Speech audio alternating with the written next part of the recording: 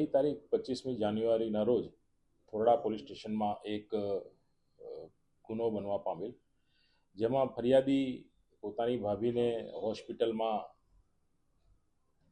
દાખલ કરેલા ત્યાંથી પોતાના ઘરે જતા હતા.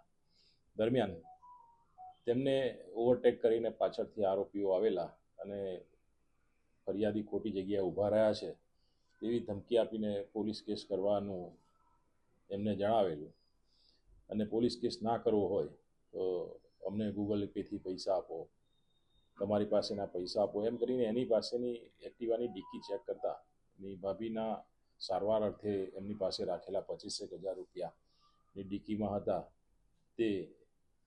તેમાંથી 2,000 રૂપિયાને પરત આપી 23,000 રૂપિયા આ આરોપીએ એની પાસેથી પડાવી લીધેલા. ફરિયાદીને એની ગંધ જતા કે આ પોલીસ નકલી છે, જેથી એણે 100 નંબર ઉપર ફોન કરી અને પીસીઆર વાન જતા પીસીઆર વાન એમને થોરાડા પોલીસ સ્ટેશન લઈ જઈ અને ગુનો દાખલ કરાવેલ.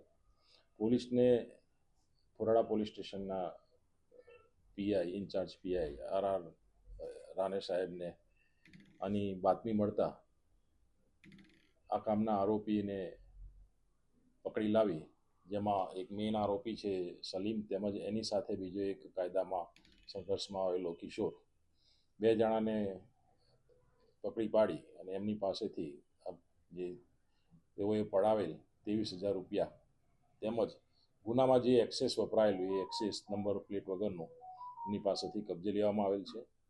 મુખ્ય આરોપીને અટક કરી અને તેના રિમાન્ડ મેળવી અને આગળ વધુ પૂછપરછ એની ચાલુ છે. સર, આરોપીઓ જે છે તેઓ અગાઉ આ કોઈ ગુનાહિત કાવતરાની અંદર આવેલા છે? ગુનાહિત ઇતિહાસ ખરો તેમનો?